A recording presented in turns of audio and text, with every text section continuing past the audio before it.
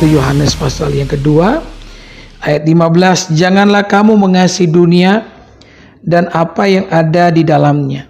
Jikalau orang mengasihi dunia, maka kasih akan Bapa tidak ada di dalam orang itu. Ya. Jadi Alkitab mengatakan, saudara, bahwa kita tidak boleh mengasihi dunia. Karena kalau kita mengasihi dunia, kata Alkitab, kasih akan Bapa tidak ada di dalam diri, ya, setiap kita. Karena kita tidak bisa mengabdi kepada dua tuan. Kita tidak bisa mengabdi kepada Tuhan dan kemudian mengabdi kepada dunia. Sebab Tuhan dan dunia memiliki nilai-nilai yang sangat berbeda. Yang perbedaannya sangat jauh, saudara, ya. Sehingga kita tidak bisa, ya, memiliki pengabdian kepada Allah dan dalam waktu yang bersamaan memiliki pengabdian kepada dunia. Yang Tuhan inginkan benar-benar hati kita, hidup kita, jiwa kita seutuhnya adalah miliknya, ya. Bukan berarti bahwa Allah itu hendak mengurung kita sama seperti seorang budak yang menjadi tawanan, ya, tidak. Yang walaupun memang di Alkitab ada istilah tawanan roh, ya, Rasul Paulus mengatakan bahwa mereka adalah tawanan roh, ya. Meskipun kita ini sudah, saudara, ya, artinya hati, pikiran, jiwa kita itu milik Tuhan. Di dalam hal tersebut kita justru mendapatkan kebebasan, ya. Dalam hal tersebut justru kita mendapatkan damai sejahtera. Karena kalau seseorang hidup justru untuk dunia, bukan kebebasan yang didapatkan, melainkan keterikatan, ya.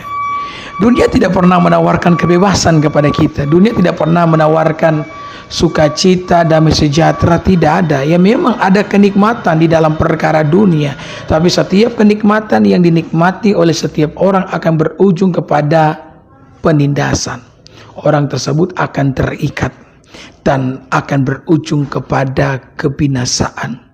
Hal ini berulang kali ditunjukkan oleh Allah melalui peristiwa dan kejadian yang terpampang nyata di sekitar kita, ya. Orang-orang yang memiliki pilihan hidup yang salah, yang lebih memilih hidup untuk dunia, yang kemudian pada akhirnya menderita. Saya teringat ada salah satu artis Indonesia, ya. Dia ini adalah seorang ya, maaf saudara, ya. Dia ini adalah seorang LGBT.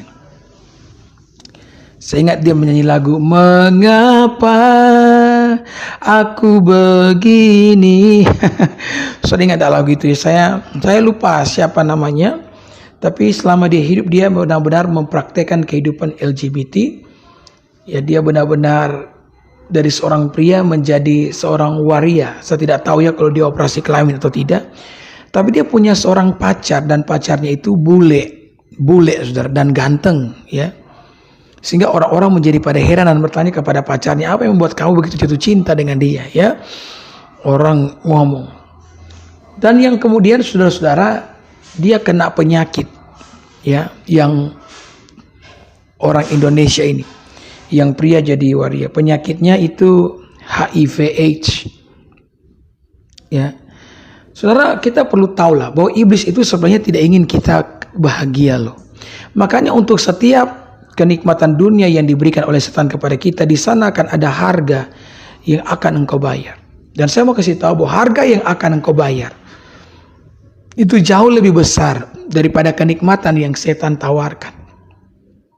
Kenikmatannya cuma sementara, sesudah itu penderitaan yang lebih banyak, ya. Kalau engkau ikut Tuhan, penderitaannya cuma sementara. Sesudah itu damai sejahteranya lebih banyak. Amin. Maka apa yang terjadi? Dia begitu menderita, dia terkapar di atas ranjang dan tidak pernah bisa berdiri lagi dan menghabiskan sisa hidupnya di atas ranjang pesakitan. Kemudian dia ngomong kepada orang tuanya karena dia tahu dia akan mati nih. Dia bilang, kalau saya sudah mati, tolong jangan kuburkan saya menggunakan baju perempuan. Walaupun selama dia hidup dia pakai baju perempuan, dia mau ketika dia mati dia pakai baju laki-laki loh. Ya, tiba-tiba muncul kesadaran dalam diri orang ini ketika dia di atas ranjang rumah sakit. Kenapa? Karena di atas ranjang pesakitan itu dia banyak mulai merenungkan tentang arti daripada sebuah kehidupan. Saudara, ketika Tuhan memberikan kepada kita kesehatan, ketika Tuhan memberikan kepada kita berkat, seharusnya kita mengisinya itu dengan hidup sesuai dengan kehendak Tuhan, hidup dengan bersyukur. Ya, karena semua itu akan ada akhirnya. Ada begitu banyak orang menyesali cara hidupnya ketika dia sudah di atas ranjang pesakitan. Ya, ada begitu banyak orang yang bertobat nanti di atas ranjang pesakitan. Ya puji Tuhan lah ya kalau bertobat di atas ranjang sebelum mati kan. Itu pun kasih karunia. Tapi kan alangkah baiknya ketika kita masih dalam keadaan sehat, kita dalam keadaan bugar, saudara-saudara, hidup kita berikan kepada Tuhan. Tuhan yang menjadi Tuhan kita, Yesus menjadi Tuhan kita, dan kita hanya mengabdi kepadanya, tidak mengabdi kepada dunia. Ya, saudara, Alkitab mengatakan bahwa dunia ini punya nilai-nilai yang sangat tidak baik dan merusak. Ya, saya kemarin baca satu quote. Jadi ada satu quote di Instagram yang kurang lebih berkata begini: kalau mau menikah dengan seorang pria, carilah pria yang pemabuk. Saya baca, saya kaget juga nih. Baru ini ya saya dengar ada quote yang model begitu. Katanya kalau mau menikah cari yang pemabuk. Saya penasaran, saya cari tahu kenapa alasannya. Kemudian dikasih alasan. Katanya karena pemabuk, ini bahasa Manado bilang, hanya tahu putar gelas, tidak tahu putar balik. Yang artinya kurang lebih yang pemabuk itu katanya hanya bisa muter gelas. Muter gelas itu biasanya kan kalau orang mabuk ini udah duduk, mereka sudah buat lingkaran di tengah-tengah ada meja, kemudian ada apa namanya, ketel atau ceret yang berisikan minuman keras, kemudian ada satu gelas kecil, satu saja gelas ini yang kemudian diputar, saudara ya, atau bergilir mereka minum ya. Jadi katanya orang mabuk cuma tahu menggilir gelas, tidak tahu putar balik. Putar balik itu berbohong, saudara. Maka saya berani berkata, orang mabuk itu sedangkan sendal mereka lupa, apalagi kamu. Ya.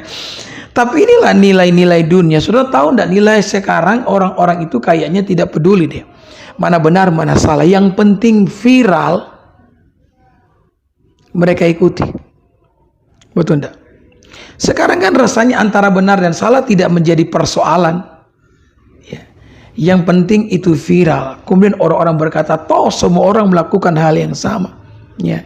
Di Amerika nih lagi ada persoalan di mana orang-orang berusaha agar pemerintah, saudara-saudara ya, memberikan kebebasan untuk wanita melakukan aborsi.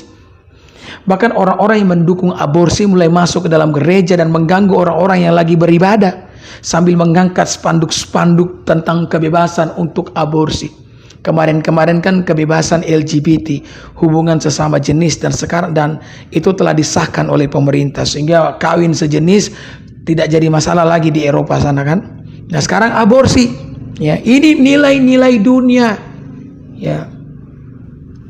Saudara, kita itu ikut Tuhan bukan untuk diperbudak oleh Tuhan dengan kebenarannya, tidak. Justru kebenaran ini membuat kita akan hidup bahagia. Karena sebebas-bebasnya kita hidup di dalam nilai-nilai dunia, itu hanya akan membawa keterikatan yang berujung kepada kebinasaan. Ya. Orang-orang kan ingin hidup dalam nilai-nilai dunia karena kebebasan yang ada di dalamnya. Tapi sesungguhnya tidak ada kebebasan di dalam dunia. Yang ada adalah keterikatan yang berujung kepada kebinasaan. Maka Yesus pun menyampaikan pesan yang luar biasa. Marilah engkau yang letih, engkau yang lesu, datang kepadaku karena aku akan memberikan kelegaan kepadamu. Kenapa Yesus memanggil orang letih, orang lesu? Karena Yesus tahu semua kita yang hidup dalam dunia, semua kita yang menghidupi nilai-nilai dunia, ada dalam keadaan letih dan lesu. Yang letih dan lesu bukan fisik kita. Kalau fisik kita, saudara, minum susu, tidur, bangun, pasti segar. Tapi yang letih dalam jiwa kita, dan jiwa yang letih membutuhkan kelegaan di dalam kebenaran Kristus Yesus itu sendiri. Yang setuju dengan saya ketik amin. Haleluya. Ya. Saudara percaya? Amin. Nah, apakah di dalam yang dilakukan oleh Yudas dapat kebebasan? Apakah Yudas menikmati ketika dia mendapatkan uang 30 keping perak?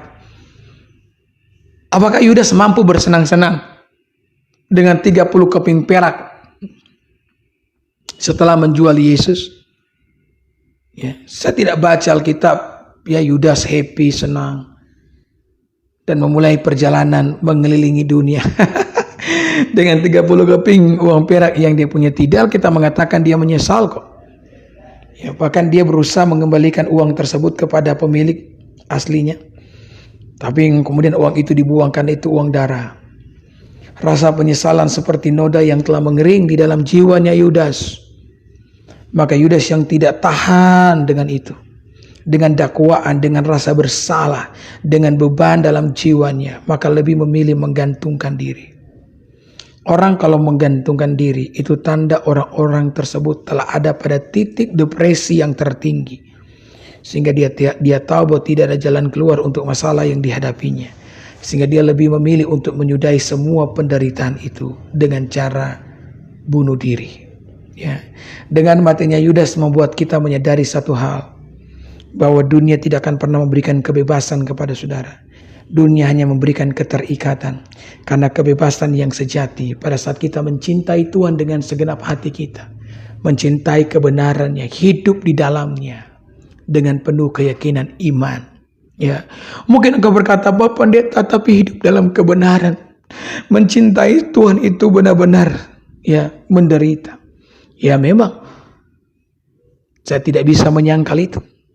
Tetapi ada penghiburan bagi mereka yang mau hidup dalam kebenaran. Penghiburannya apa? Tuhan itu sendiri. Saudara, saya pun memiliki godaan-godaan dalam kehidupan. Kadang-kadang saya benar-benar menangis dalam hadirat Tuhan, mengeluhkan semua kesusahan di dalam daging ini. Ya, karena ketika berusaha menolak keinginan daging, itu peperangan di dalam daging yang membuat kita benar-benar menderita. Tapi saya tidak mau menanggung itu sendiri, karena memang setiap tantangan pergumulan kehidupan tidak pernah dimaksudkan Allah untuk kita tanggung. Allah mau kita bawa itu dalam doa, dalam penyembahan. Dan itu yang saya lakukan. Saya menangis dalam hadiratnya. Dan entah bagaimana damai sejahtera yang daripada Allah itu mengalir dan membuat hatiku terasa lebih lega. Maka saya mulai mengambil keputusan dalam hidupku. Apapun yang terjadi, meskipun hal buruk sekalipun, selama itu membuat saya semakin dekat dengan Tuhan, maka saya akan belajar bersyukur kepada Tuhan. Amin. Jadi kalau saudara mengalami tantangan, mengalami pergumulan, jangan pikul sendiri. Karena Tuhan tidak mau engkau pikul sendiri. Serahkanlah kepada Tuhan. Amin. Makanya kita bisa nyanyi, serahkanlah hidupmu padanya. Serahkanlah seluruh persoalanmu. Sebab di dalam namanya ada jaminan kekal di dalam segala perkara. Amin. Refnya bagaimana? Berseru pada Yesus, berserah pada Yesus. Percayalah Dia sanggup menolongmu.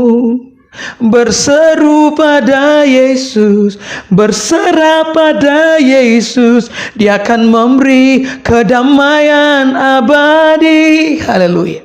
Tidak ada satu masalah yang tak dapat ditanggung oleh mereka yang berdoa dan yang berseru kepada Tuhan.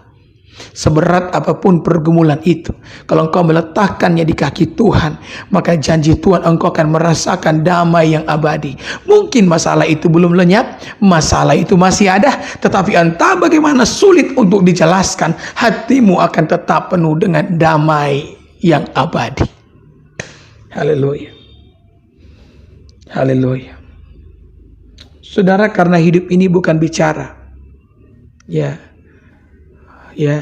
karena hidup ini bukan bicara soal apa ya? Soal beban, tapi bicara soal dengan siapa kita berada. Haleluya. Kalau kita berada dengan Tuhan, sekalipun lembah kekelaman, kita pasti jadi pemenang. Sehingga Daud bernyanyi, sekalipun aku dalam lembah kelam, amin, ku tak takut sebab kau besertaku. Maka mari hidupi nilai-nilai firman Tuhan dalam kehidupan. Karena itulah yang membawa kebahagiaan dan damai sejati dalam kehidupan setiap kita. Iblis tidak akan bisa menang darimu kalau engkau hidup di dalam kebaikan dan anugerah Tuhan. Yang setuju sekali lagi katakan amin. Haleluya. Haleluya. Ayat 16 saya baca.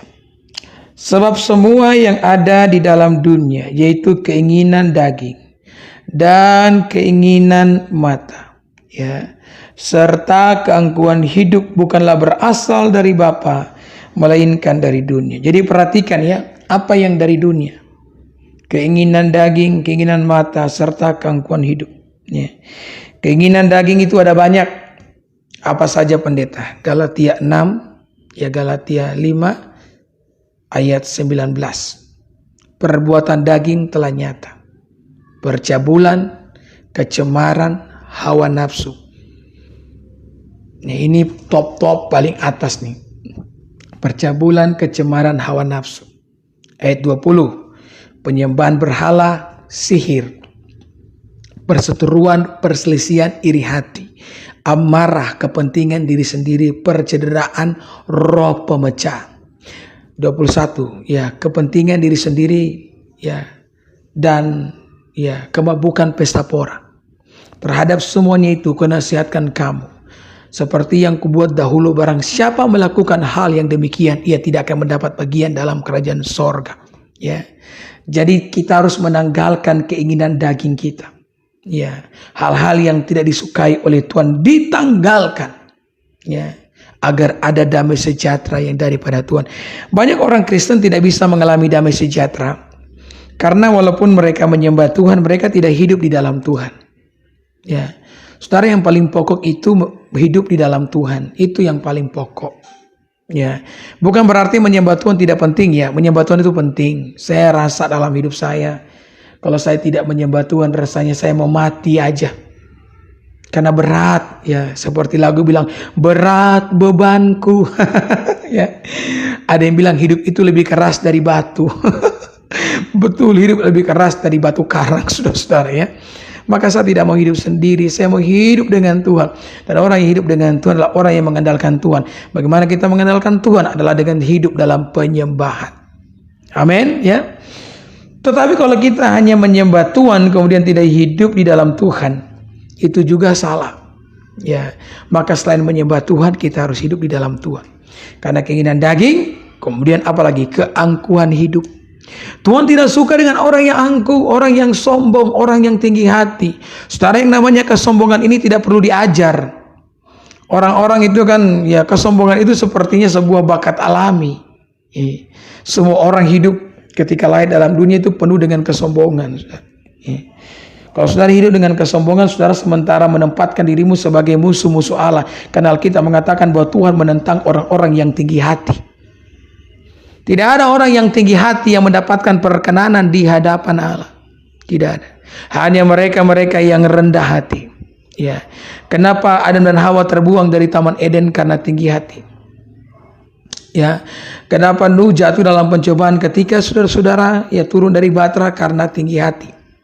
Kenapa Kain membunuh adiknya? Karena tinggi hati. Kenapa Nimrod Pada akhirnya dihukum Tuhan karena tinggi hati.